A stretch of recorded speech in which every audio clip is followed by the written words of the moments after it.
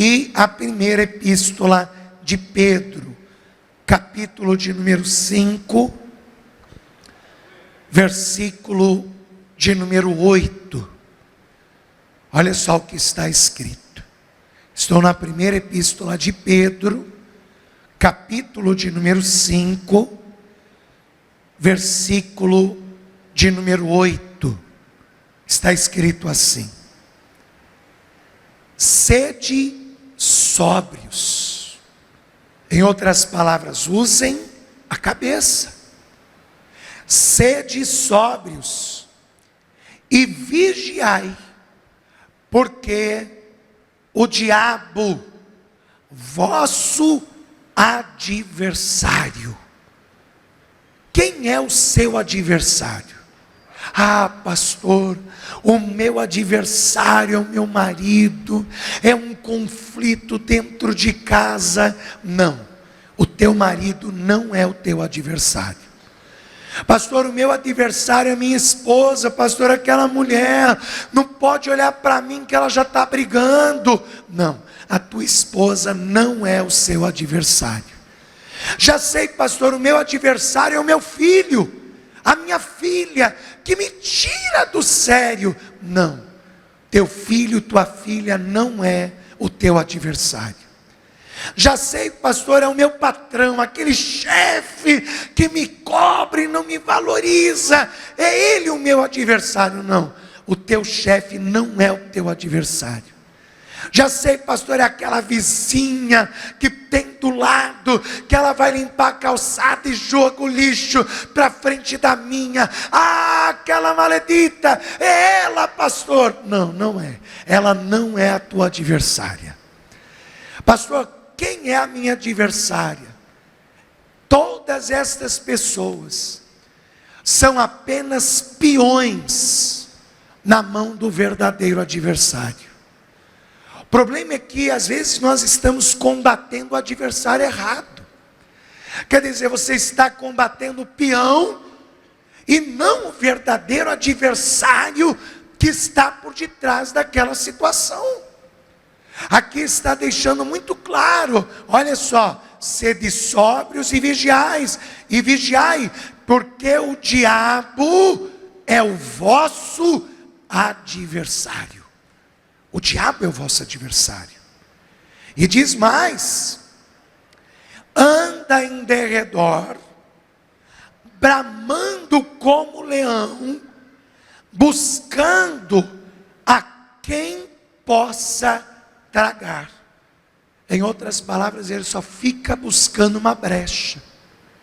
Ele fica buscando uma oportunidade para ele tragar a sua vida. Para ele tragar a sua vida. Versículo 9: ao qual resistir firmes na fé. Para você resistir a este adversário, você tem que estar firme na sua fé. Agora aprende isso. Não é firme igual gelatina não, meu filho. Não é firme igual Maria Mole. Estou firme, pastor, estou firme igual Maria Mole, né? Não quebro, mas estou firme assim, ó. Estou firme igual gelatina, pastor, ó. Estou firme igual pudim. Não, é firme na sua fé.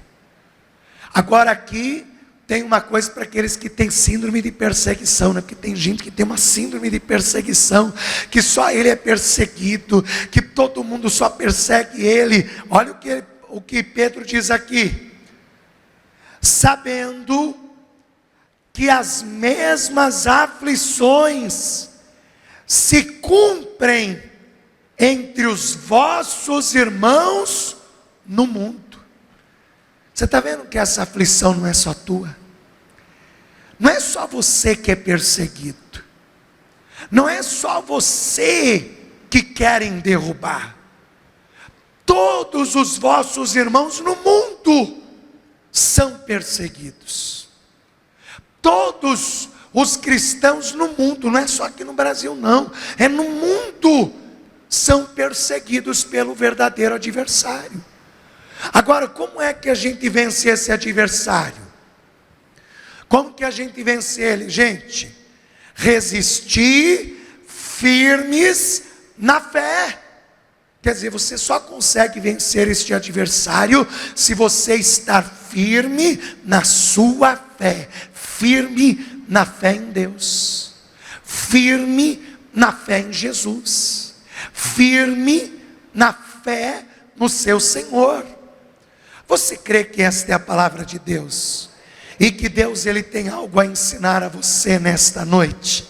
Então desocupe as tuas mãos e vamos dar uma linda salva de palmas ao Senhor e a sua palavra. Pai bendito, Deus amado e Deus todo-poderoso, envia a tua palavra com poder e autoridade, e que a tua palavra ela vá e produza o resultado para o qual está sendo mandada, em nome de Jesus. Assim seja. Digam todos: assim seja. Diga graças a Deus. Pode tomar o teu assento, mas eu convido você a prestar atenção no que a palavra de Deus tem a te ensinar nesta noite. Deus é o Criador de todas as coisas. Deus criou não só o céu e a terra, mas Ele criou todas as criaturas que existem. Todas as criaturas. E tudo que Deus criou para ser bom. Nós vemos lá em Gênesis capítulo 1, não é? Que quando Deus criou todas as coisas, e inclusive o homem, está escrito: e viu Deus que era bom. Quer dizer, tudo que Deus criou é bom. E Deus não criou nada, nenhuma das suas criaturas, para serem más.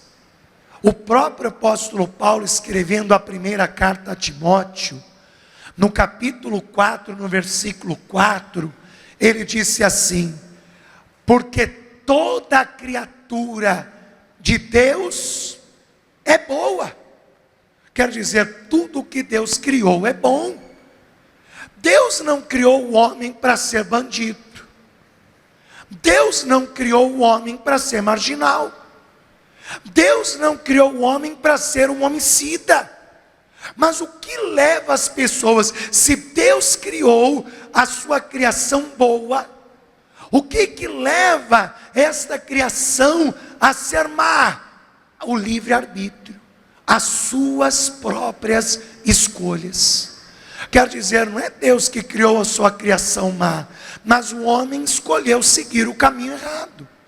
O homem fez a sua escolha, e do mesmo jeito, Deus não criou o diabo. Pastor, Deus não criou o diabo, não. Deus criou um querubim ungido, um querubim, como está escrito, ungido para proteger. O diabo nasceu quando Lúcifer decidiu se rebelar contra Deus. O dia que ele usou o seu livre-arbítrio para se rebelar contra Deus, foi ali que Lúcifer se transformou em Satanás. Foi ali que Lúcifer se tornou no diabo. E eu quero que você veja isso comigo. Vamos aqui em Ezequiel, livro do profeta Ezequiel, capítulo de número 28. Livro do profeta Ezequiel, capítulo de número 28. É uma lamentação sobre Tiro, mas é evidente que esta lamentação nos remete ao que aconteceu com Satanás. Livro de Ezequiel, capítulo 28, versículo de número 14. Olha só o que Deus diz. É Deus falando. Ezequiel capítulo 28, versículo 14. Tu eras querubim ungido para proteger, e te estabeleci Quer dizer, quem estabeleceu Lúcifer como um querubim ungido foi o próprio Deus. No Monte Santo de Deus estavas. Você sabe qual é o lugar mais alto que há no céu? É o monte de Deus. O monte de Deus é o local onde fica o trono do Altíssimo. O que Deus está dizendo com isso? Ele está dizendo que Lúcifer, ele tinha livre acesso aonde Deus estava. Ele tinha livre acesso onde Deus se encontrava. E no meio das pedras afogueadas andavas. Quer dizer, dentro da hierarquia do céu, entre os anjos, os arcanjos, os querubins e os serafins, Lúcifer era um de alta patente. E ele andava entre aqueles que tinham a hierarquia mais alta do céu, entre as pedras afogueadas. Quando você lê isso na Bíblia, está falando dos anjos, arcanjos, querubins de altas patentes. E ele andava no meio entre os querubins de alta patente. Diz assim no versículo 15: perfeito eras nos teus caminhos, desde o dia em que foste criado. Está vendo como Deus não cria nada para ser mal? Deus criou Lúcifer para ser um querubim perfeito. Deus criou ele assim, para ser bom. Só que aí Deus diz aqui: até que se achou iniquidade em ti. Pastor, o que é iniquidade? Iniquidade é o pecado repetido ao termo de comum. Quando você ler na Bíblia iniquidade, lembra disso. Iniquidade é o pecado repetido ao termo de comum. É quando o pecado se torna comum. A pessoa não vê mais o pecado como um pecado. Aquilo já faz parte da sua vida, faz parte do seu dia a dia. Ela não vê mais aquilo como uma transgressão. Até que foste achado iniquidade em ti, e na multidão do teu comércio. Eu falei ontem qual foi o comércio de Lúcifer. Pastor, qual foi o comércio de Lúcifer? Ele comercializou a sua própria imagem no céu. Ele começou a dizer que ele podia ser melhor do que Deus, que ele poderia ser tão grande quanto Deus, que ele também merecia um trono ali no Monte Santo de Deus, que ele merecia estar no lugar mais alto do céu. E ele começou a fazer este comércio, comercializar a sua imagem, e 1/3 dos anjos acreditaram nele, e se rebelaram contra Deus. E ele diz aqui, e o seu interior se encheu de violência, porque o que ele começou a pensar contra Deus? Uma rebelião. Meu irmão, você pode falar o que for, mas eu nunca vou ver a rebelião como algo de Deus. Você me desculpe, mas eu nunca vou ver a rebelião como sendo algo de Deus. Deus nunca vai encabeçar uma rebelião, porque quem encabeçou uma rebelião na Bíblia inteira foi Lúcifer.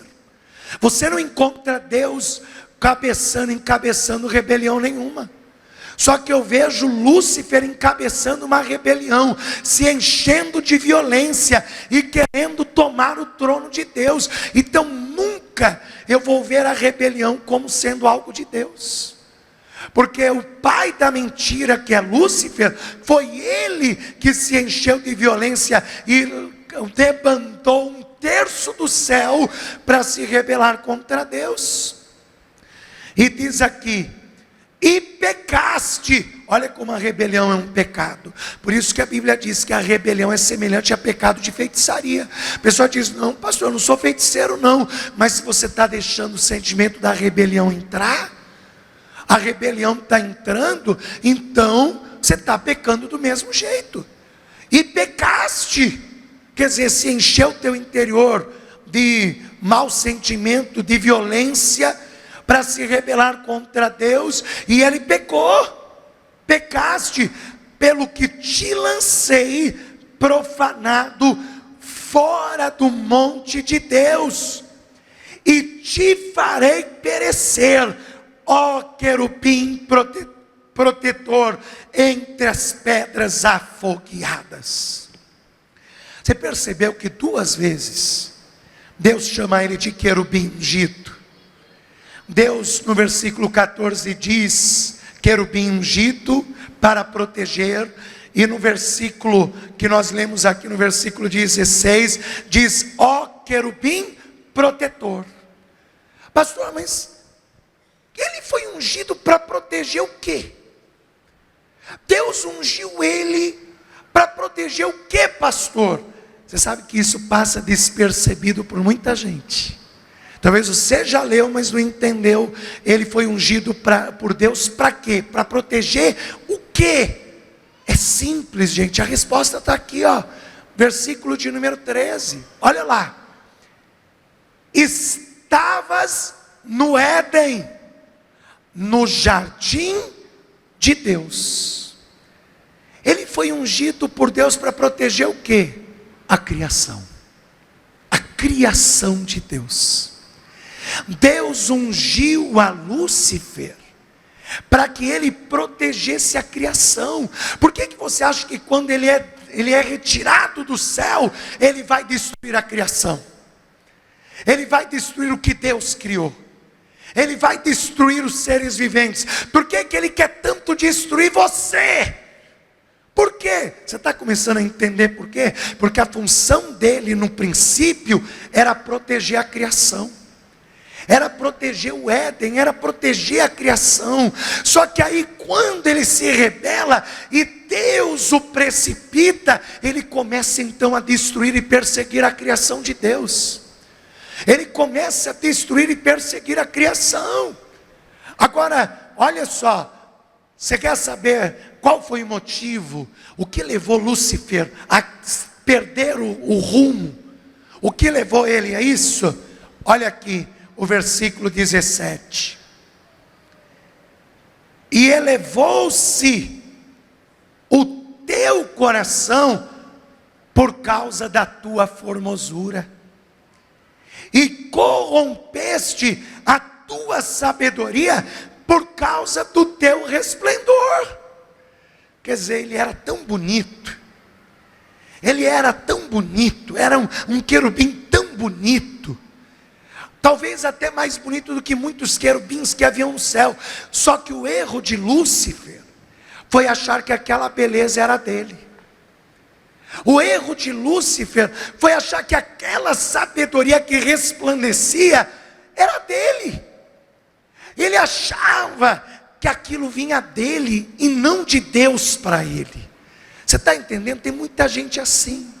Tem muita gente que acha que ela consegue as coisas porque ela é bonita, porque ela é bem sucedida, porque ela é que é inteligente, porque ela é que é sábia. Ai, porque eu sou tão bom no que eu faço. Ai, como eu me amo.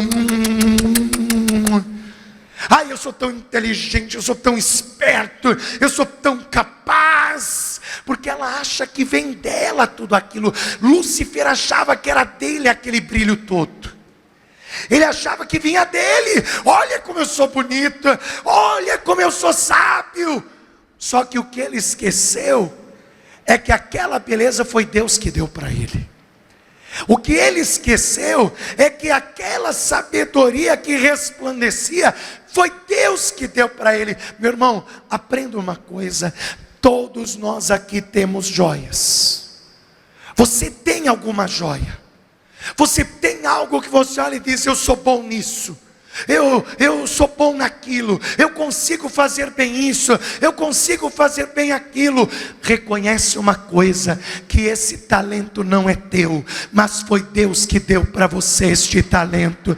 Porque se você reconhecer que toda joia que você tem é Deus que te deu, Ele nunca vai tirar de você. Pelo contrário, sempre vai te acrescentar mais talentos para o nome dEle ser glorificado. Vamos ver mais um pouquinho? Livro do profeta Isaías, capítulo 14. Vamos ver mais um pouquinho. Deixa eu mostrar isso para você, versículo 18. Antes da gente ir lá para Isaías, vamos ver isso aqui. E pela multidão das tuas iniquidades, pela injustiça do teu comércio, profanastes os teus santuários, e eu pus, gente, isso aqui é muito forte, olha isso aqui. E eu, pois, fiz sair do meio de ti um fogo que te consumiu. Ele não achava que a beleza era dele. Ele não ficou vaidoso, orgulhoso por causa da sua beleza, formosura, por causa da sua sabedoria que sobressaía. Aí o que Deus fez? Deus provou para ele que tudo que ele tinha foi Deus que lhe deu. Deus disse: eu ordenei que saísse um fogo do meio de ti e te consumisse. Por isso que as pessoas, quando ela vê, não é? Porque tem pessoa que vê, gente, tem pessoa que é sensível e vê mesmo. Pessoa, ela vê um vulto, vê um demônio, é como se fosse uma pessoa queimada. Uma pessoa queimada, um esqueleto queimado. E já vi vários relatos de pessoas que, pastor, eu vi uma pessoa queimada, como se tivesse com a carne, não é, queimada, correndo, porque é isso aqui, ó. Eu fiz que um fogo saísse do meio de ti, consumisse toda a tua formosura, consumisse toda a tua beleza. Quer dizer, Deus tirou dele toda a formosura que tinha, porque ele não reconhecia que era Deus que deu isso para ele, porque ele não reconhecia que era Deus que deu isso a ele. Vamos lá em Isaías capítulo 14. Isaías capítulo 14, versículo de número 12. Está escrito assim, ó, estou em Isaías capítulo 14, versículo 12. Como caíste do céu, ó estrela da manhã. Algumas traduções está escrito Lúcifer. Tem alguém com a tradução escrito Lúcifer? Pastor, minha tradução está escrito Lúcifer. Levanta a mão se tem alguém com a tradução escrito Lúcifer, está vendo?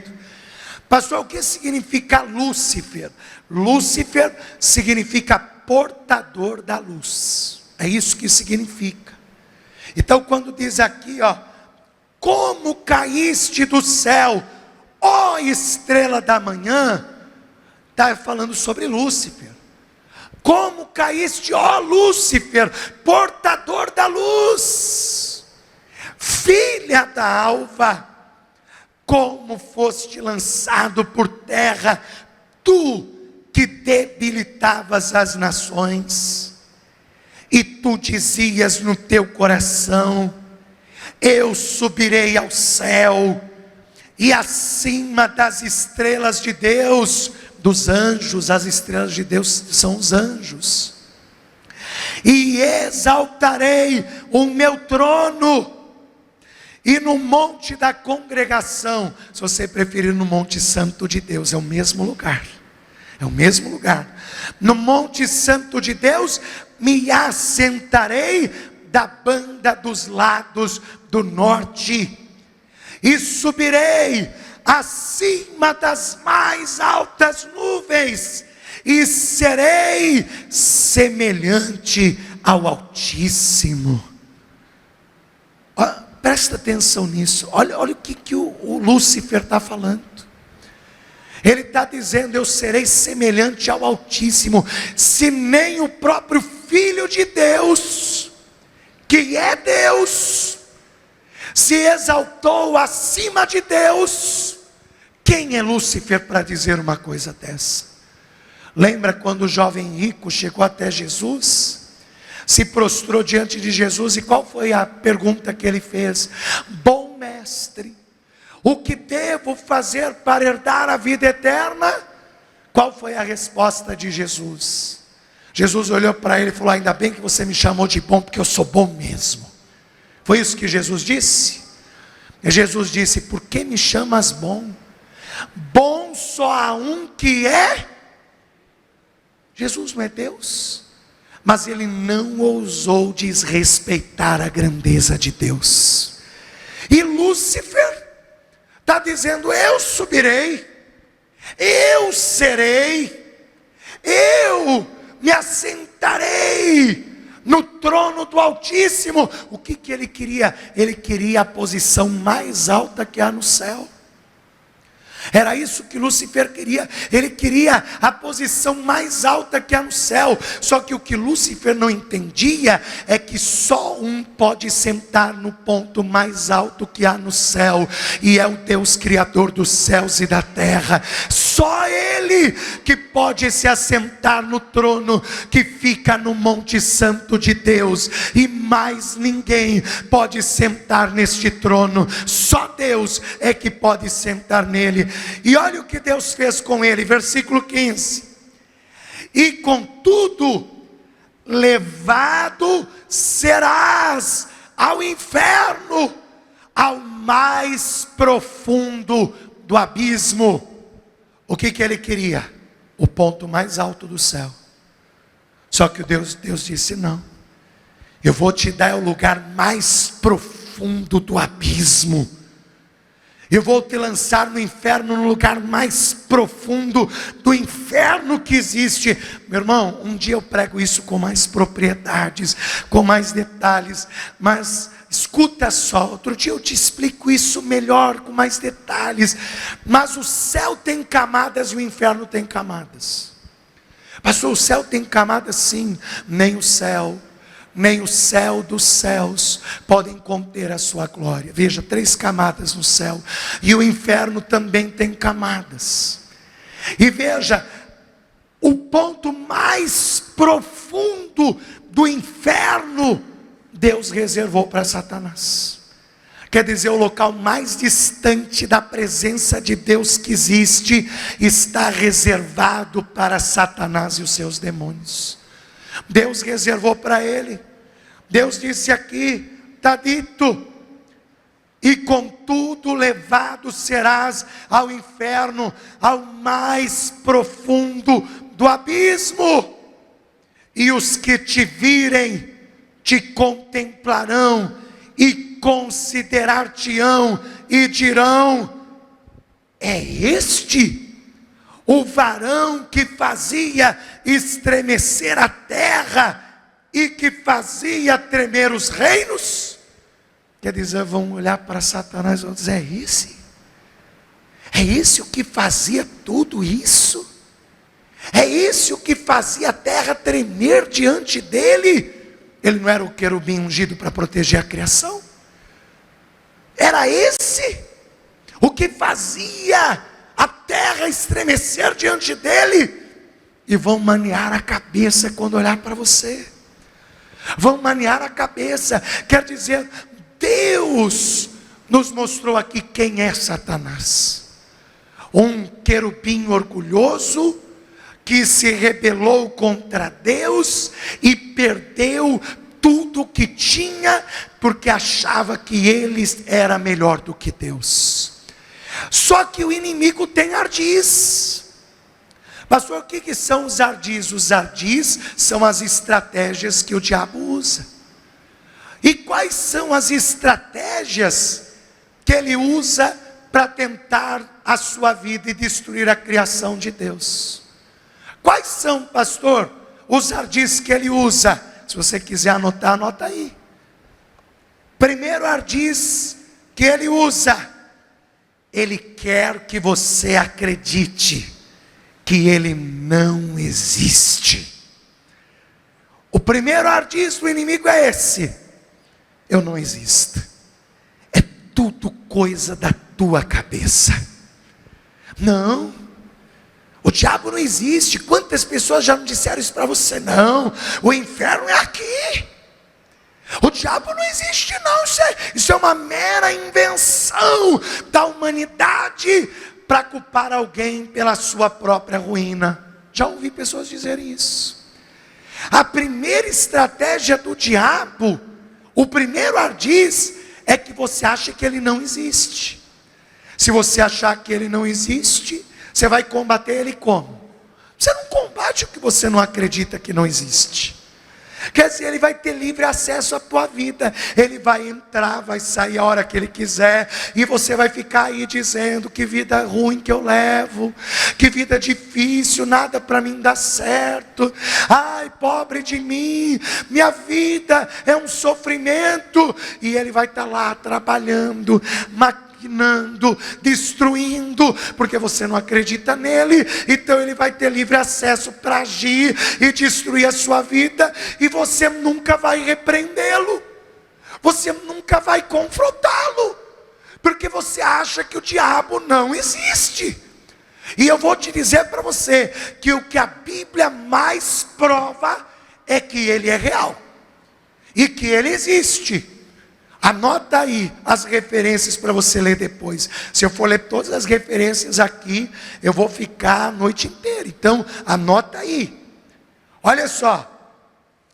A Bíblia diz que Lúcifer existe. E ele é visto na Bíblia como acusador. Apocalipse capítulo 12, versículo 10. Ele é chamado como acusador. Ele é chamado de adversário em Tito capítulo 2, versículo 8. Ele é chamado de inimigo em Mateus capítulo 13, versículo 39. E ele é chamado de inimigo em Lucas capítulo 10, a partir do versículo 17. Ele também é chamado de maligno. E isso está em Mateus capítulo 13, versículo 38. E também na carta aos Efésios, capítulo 6, versículo 16. Ele também é chamado de homicida. Homicida, João 8, 44. E ele é chamado pelo próprio Senhor Jesus de príncipe deste mundo. Coincidência? Lembra que eu te expliquei lá em Ezequiel? Por que você acha que Jesus chamava Satanás de príncipe deste mundo? Ele não era o querubim ungido a proteger a criação? Então Jesus chamava ele de príncipe deste mundo. A referência está em João capítulo 12, versículo 31. E também em João capítulo 14, versículo de número 30.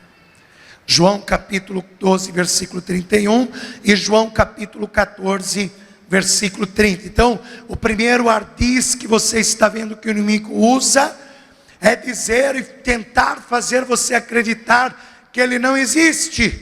Não existe, não existe. É tudo da mente. Não, Satanás não existe. Lembra? Quando eu era criança eu ouvi muito isso. Ouvi muito, porque é a primeira estratégia do diabo. A primeira estratégia dele é provar que ele não existe, que você ache que ele não existe. Segundo ardis que ele usa muito, ele usa o orgulho do homem para derrubar o próprio homem. Eu falei isso ontem. Eu falei que a pessoa orgulhosa, ela é presa fácil para o diabo. Porque foi exatamente o orgulho que ele usou para derrubar o primeiro casal no Éden. Vamos lá em Gênesis capítulo 3. Gênesis capítulo 3.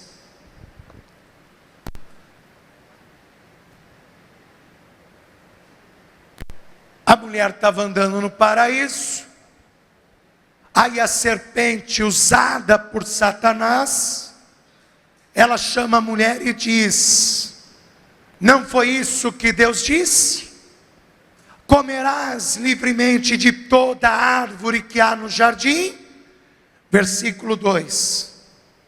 E disse a mulher à serpente: do fruto das árvores do jardim comeremos, mas do fruto da árvore que está no meio do jardim, disse Deus: não comereis dele, e nem nele tocareis, para que não morrais. Então a serpente disse à mulher: certamente não morrereis, porque Deus sabe que no dia em que dele comerdes, se abrirão os vossos olhos, e sereis como Deus, sabendo o bem e o mal. Qual outra palavra nós temos aqui senão orgulho? Ser igual a Deus, não precisar de Deus. Quantas vezes a mulher não passou por esta árvore e ela nunca achou atraente? Quantas vezes ela passou na frente dessa árvore e ela olhou o seu fruto e não desejou o seu fruto, mas quando a serpente disse: vocês serão igual a Deus, vocês serão deuses. Olha o que aconteceu no versículo de número 6. E vendo a mulher que aquela árvore era boa para se comer, e agradável aos olhos, e desejável para dar entendimento, tomou do seu fruto, e comeu, e deu também a seu marido, e ele comeu com ela. Quer dizer, ela sempre passou ali, nunca desejou. O dia que o bichinho do orgulho mordeu ela desejou ser igual a Deus. A mesma coisa que derrubou Lúcifer, o mesmo orgulho que derrubou Lúcifer, derrubou o primeiro casal no paraíso. Então, você não pode deixar nunca o orgulho falar no teu coração, porque o orgulho é sim uma cilada do diabo para a sua vida. Terceira coisa importante sobre os ardis do inimigo, que ele usa muito, e aqui é sério, presta atenção. Sabe qual é o terceiro ardis que o inimigo usa muito? Ele usa disfarces. Pastor, ele usa disfarces? Usa. Pastor, como que o diabo é? Pastor, o diabo não me engana não te engana? Não, porque ele tem chifrinho, ele tem rabinho, ele é vermelho, e ele usa um tridente. Se ele aparecer na minha frente, eu vou dizer: show Satanás, ele não me engana. Coitado. Você acha que o diabo aparece assim? Você acha que o diabo age assim? Ele usa fantasias, ele usa disfarces. Olha o que o apóstolo Paulo disse na segunda carta aos Coríntios, capítulo 11. Segunda carta aos Coríntios, capítulo 11, versículo de número 13. O apóstolo Paulo estava falando dos falsos profetas, dos falsos pastores que denigrem o evangelho, que denigrem a palavra pura e genuína. E ele começa a dizer assim, segundo aos Coríntios capítulo 11, versículo 13: porque tais falsos apóstolos são obreiros fraudulentos, transfigurando-se em apóstolos de Cristo.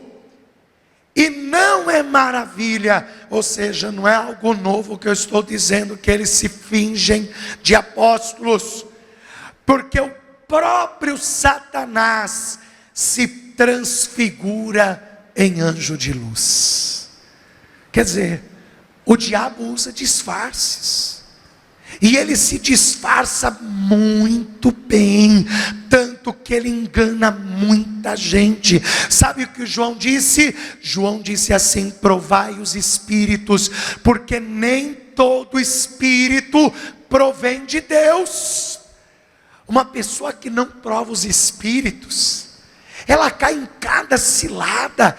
Presta atenção, você que qualquer um que olha para você e diz: eis que eu te digo, e você já entra no manto, no mistério, e já sai recebendo qualquer coisa que te fala. Vigia, não vai recebendo qualquer coisa não vai recebendo qualquer coisa não, porque você tem que provar o espírito, para saber se vem de Deus. Porque eu já cansei de ver gente se arruinando a vida, porque ouviu Satanás e não Deus.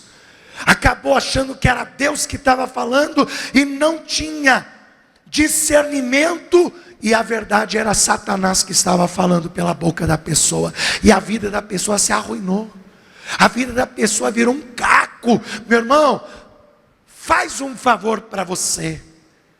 Paulo disse assim: busquem os melhores dons. Ah, pastor, eu conheço esse versículo. Paulo fala lá do dom de línguas, do dom de interpretação de línguas. Ele fala do dom de maravilhas. Ai, pastor, eu quero ver ouro caindo do céu. Ai, eu quero ver minha mãozinha brilhando. Ai, eu quero, pastor, o tanto pedindo o dom de maravilhas para Deus, para fazer sinal de sangue, de fogo, como diz na Bíblia. Ai, pastor, eu quero. Fala lá também do dom de curar, né? Pastor, eu peço dom de curar para Deus. Já pensou, pastor, eu orar e o paralítico se levantar e andar? Já pensou, pastor? Pastor, eu peço. Só que tem um dom lá que passa despercebido por todo mundo. E eu vou te falar a verdade, pouquíssimos eu vejo buscando esse dom dentro da igreja. Sabe qual é o dom? O dom do discernimento. É um excelente dom. O que adianta você falar em línguas estranhas como um querubim, né? Porque o falar em línguas é a língua dos anjos. Você fala que parece um querubim falando em línguas. Ora, paralítico anda. Só que qualquer demônio disfarçado que vem te passa a perna. O que adianta? O que adianta? Faz um favor para você. Começa a buscar o dom do discernimento. Pastor, posso buscar o dom de línguas? Deve. Posso buscar o dom de curas? Deve. Posso buscar o dom de maravilhas? Deve. Posso buscar, pastor, o dom da palavra da sabedoria, o dom da palavra do entendimento? Deve. Mas não esqueça do dom do discernimento. Se você tiver discernimento, não vai ter diabo que te passe a perna. Se você tiver o dom do discernimento, quando o diabo vir, ainda que ele esteja vestido de anjinho, até com a auréola na cabeça, você não cai na dele não. Você vai olhar e dizer para trás de mim: Satanás, essa você não me engana não. Eu tenho o dom de discernimento. Eu sei discernir o espírito, quando é de Deus e quando não é. Então você tem que fazer esse favor para você. Anota aí. Lição de casa: buscar o dom do discernimento. É lição de casa. Tem que buscar esse dom na tua vida, se você não quer cair nessa cilada aqui do diabo. Outra coisa que o diabo usa como ardiz, como cilada: a mentira. Lá em João capítulo 8, versículo 44, Jesus ficou indignado. Jesus olha para a multidão e diz assim: por que vocês não entendem o que eu vos falo? Aí Jesus disse: eu sei porque vocês não entendem.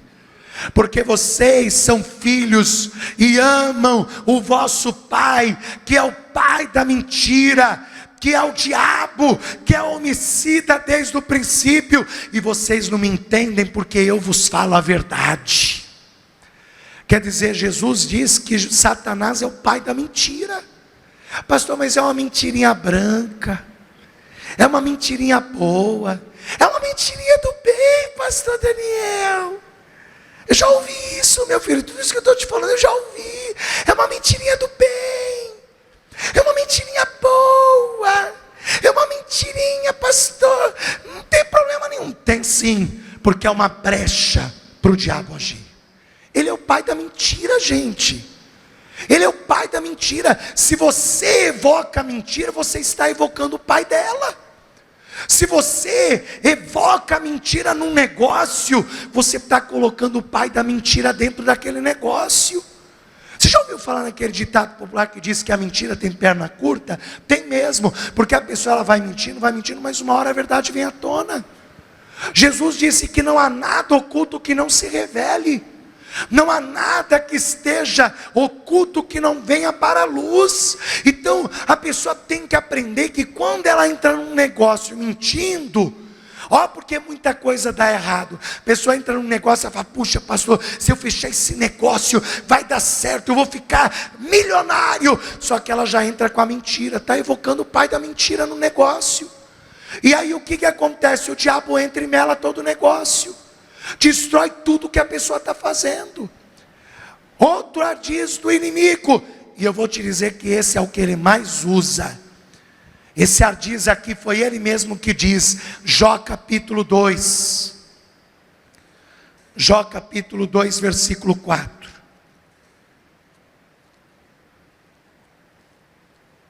Jó capítulo 2, versículo 4.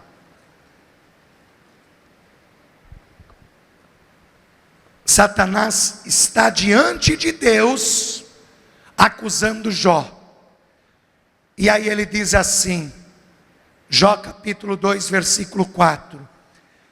Então Satanás respondeu ao Senhor e disse: pele por pele, e tudo quanto o homem tem, dará pela sua vida. Você quer saber por que ele mexe com o teu filho? Porque isso mexe com a tua pele. Você quer saber por que ele mexe no teu casamento? Porque isso mexe com a tua pele. Você quer saber por que ele mexe na tua finança? Porque isso mexe com a tua pele. Você deita para dormir e não dorme preocupado, como que eu vou pagar a conta? Como que eu vou pagar a dívida? Quer dizer, o diabo usa esse ardis, tudo que mexa com a tua pele, com a tua carne. Tudo que te deixa angustiado, tudo que tire a tua paz de espírito. Você pode ver, as suas maiores lutas têm a ver com situações que influenciam a sua carne, que influenciam você fisicamente e emocionalmente. Porque esse é o ardis que o diabo mais usa. Ele sabe que tem gente que não cai no primeiro ardis, que é achar que ele não existe, porque a pessoa já foi escrava dele. Ele sabe que tem pessoas que não se dão à mentira. Ele sabe que há pessoas que não são orgulhosas. Então o que ele faz? Ele usa as coisas ao redor que mexem com a sua pele, que mexem com a sua carne. Por isso que ele usa a vizinha para te afrontar, por isso que ele usa o patrão para te deixar nervoso, por isso que ele usa o filho, a filha para te afrontar, por isso que ele usa o marido para chegar embriagado em casa, porque ele quer mexer com a tua pele, ele quer mexer com a tua carne, ele quer mexer com você, ele quer te abalar. Então sabe qual é a estratégia para vencer isso? Meu irmão, fique firme na sua fé. Quando o diabo vir com este ardis, querendo fazer você sair de si, perder a cabeça, brigar, discutir, ficar nervoso, até praguejar, xingar, fica firme na sua fé, porque ele vai ver que não vai cair mais nesse ardis, que você não vai cair mais nesse ardis, e ele vai ter que se afastar da tua família, em nome de Jesus Cristo. Se coloque de pé no seu lugar. Escuta uma coisa. Escuta uma coisa. Você não tem que ter medo do diabo. Ai, pastor, não fala esse nome não, eu não gosto. Ai, bate na madeira, pastor, não tem uma madeira para mim bater. Ai, eu não gosto, pastor. Por que fala esse nome? Ai, me dá até arrepio, pastor. Meu irmão, você não tem que ter medo do diabo. Eu vou te dizer por quê. Primeiro, que o poder dele é limitado. Ele só tem poder para fazer sinais mentirosos, nada mais do que isso. Segundo ponto, que você não tem que ter medo de Satanás, porque só um recebeu todo o poder nos céus e na terra. Só um. Está escrito lá em Mateus capítulo 28, versículo 18. Jesus disse: é-me dado todo o poder nos céus e na terra. Se você está do lado do mais forte, daquele que é o único que recebeu todo o poder nos céus e na terra, por que você vai ficar com medo de Satanás? Por que você vai ficar com medo do diabo? E só para aumentar a tua fé, escuta isso. Lá em Romanos capítulo 8, versículo 37, o apóstolo Paulo, ele escreveu uma coisa para você que está enfrentando lutas, que você vê que são ardis do inimigo para tentar te destruir. Paulo disse assim: mas em todas estas coisas somos mais do que vencedores. Você é mais do que vencedor. Não precisa ficar com medo não, porque você é mais do que vencedor nessa situação. E você é mais do que vencedor por aquele que nos amou. Porque estou certo de que nem a morte, nem a vida, nem os anjos, nem os principados, nem as potestades, nem o presente, nem o futuro, nem a altura, nem a profundidade, nem alguma outra criatura nos poderá separar do amor de Deus que está em Cristo Jesus, o nosso Senhor. Prestou atenção? Nem a morte, nem a vida, nem anjo, nem principado, nem potestade, nem demônio, nem qualquer criatura pode te separar do amor de Deus que está em Cristo Jesus. Por isso que você é mais do que vencedor. E olha porque você não pode ter medo do diabo. O diabo é igual cachorro. Mas igual cachorro é igual cachorro. Cachorro é assim, você sabe que ele tem um olfato muito delicado. Quando a gente fica com medo, a gente libera um cheiro diferente. E o cachorro, ele sente que você está com medo dele, aí ele cresce, aí ele fica valente, aí ele te enfrenta, porque ele percebe que você está com medo dele. O diabo é assim. Se ele olha e vê que você está com medo dele, ele cresce, ele enche o peito. Só o diabo. Aí você, ai meu Deus, o diabo. Aí ele cresce. Só que quando ele vê que você não tem medo dele, você sabia que o cachorro, quando ele percebe que você não tem medo dele, ele sai de perto de você. Ele sai de perto. Você viu aquele cachorrinho pincher? Ele fica. Aí você faz assim, ó. Corre. Aí ele fica lá de longe. Aí ele volta de novo. Aí você bate o pé e corre de novo. O diabo é assim. Se ele vê que você não tem medo dele, ele vai ficar latindo.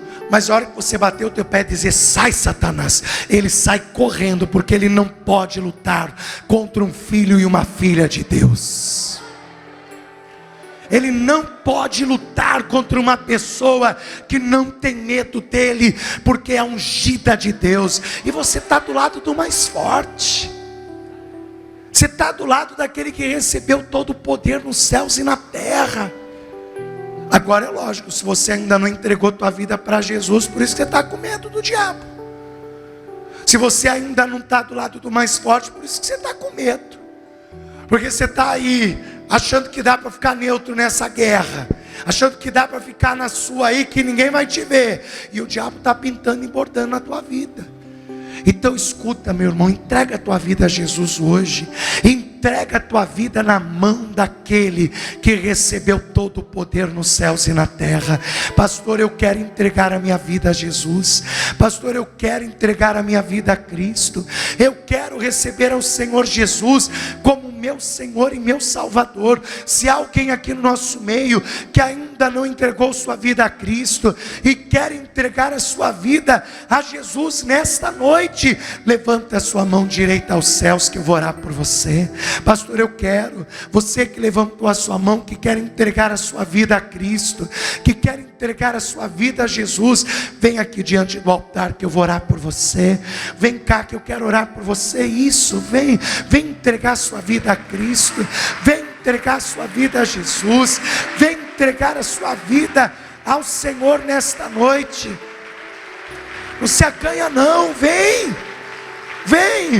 Se você vê que a pessoa está acanhada, vem com ela, segura na mão dela e vem. Isso, vem entregar a sua vida a Jesus.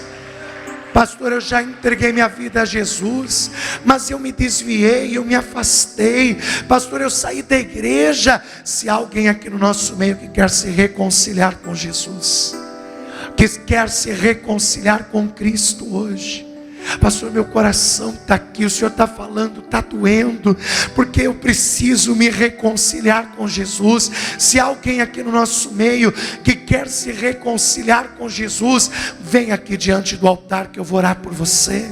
Vem se reconciliar com Jesus. Você não pode ir embora daqui hoje afastado e afastada, não. Você tem que se reconciliar com Jesus hoje. Se há alguém aqui no nosso meio que quer se reconciliar com Jesus hoje, sai do seu lugar e vem aqui à frente. Vem cá se reconciliar com Jesus, que eu vou orar por você nessa noite. Vou te abençoar em nome de Jesus. Vem se reconciliar. Isso, vem se reconciliar com Jesus. Não hesite, venha se reconciliar com Cristo. Agora você que já está na igreja, pastor, tem uma coisa que o Senhor ministrou hoje que eu preciso: discernimento. Pastor, ora por mim para Deus me dar discernimento. Você que quer que eu ore pela sua vida para que você receba discernimento de Deus, vem aqui diante do altar. Pastor, eu preciso disso, preciso muito de discernimento. Vem cá que eu vou orar para Deus te dar discernimento. Você precisa aprender a discernir os espíritos. Você tem que aprender. É um dom excelente esse. Você tem que ter esse dom excelente. Diabo algum vai te passar a perna se você tiver o dom de discernimento. Se você puder, dobra o teu joelho comigo. Quero falar com você que está assistindo esta mensagem pelas redes sociais, pelo YouTube. Você que está assistindo pela televisão, ou até mesmo você que está ouvindo pelo rádio esta mensagem, entrega a tua vida a Cristo. Não tem caminho sem Jesus, não. Entrega a tua vida a Jesus. Se você se afastou, se reconcilia com Cristo. Se você está na igreja, peça discernimento, para Deus te dar discernimento. Ore conosco, você que está entregando a vida a Cristo, você que está se reconciliando com Cristo, ore assim: meu Deus e meu Pai, eu recebo ao teu Filho, Jesus Cristo, como meu Senhor e meu Salvador. Meu Pai, escreva agora o meu nome no livro da vida e me conceda o direito, a salvação e a vida eterna, em nome de Jesus. Você que já está na presença de Deus, mas quer discernimento, ora assim: meu Deus e meu Pai, eu quero receber de Ti discernimento para resistir a todos os ardis do inimigo. Senhor, estende agora as tuas mãos sobre a minha vida e me conceda este excelente dom para discernir bem todas as coisas, em nome de Jesus. Deixa eu orar por você agora.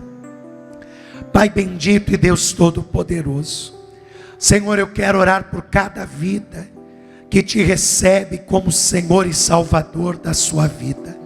Senhor, escreva o nome desta pessoa no livro da vida e lhe conceda o direito à salvação e o direito à vida eterna. Olha para cada pessoa que se reconcilia contigo. Perdoa, Senhor, os pecados, as falhas. Reconcilia este teu filho e esta tua filha, em nome de Jesus, e dá força para esta pessoa voltar a andar na tua casa.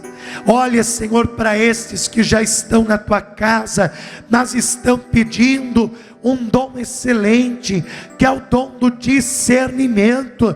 Meu Pai, estende as tuas mãos, dá discernimento ao teu filho, dá discernimento à tua filha, dá discernimento a esse homem, a esta mulher, para não cair mais nas ciladas do adversário, para não cair mais nas ciladas do inimigo. Meu Deus, abençoe esse homem, esta mulher, e quando findarmos esta oração, tanto esta pessoa que está aqui comigo, quanto essa que está orando, através de estar assistindo as redes sociais, o YouTube, a televisão, assistindo esta mensagem, ouvindo pelo rádio, e está orando comigo, meu Pai, que ela receba também discernimento, fé, força para caminhar contigo e estar na tua presença. É o que eu te peço, crendo que assim está sendo feito, em nome de Jesus. Amém e graças a Deus.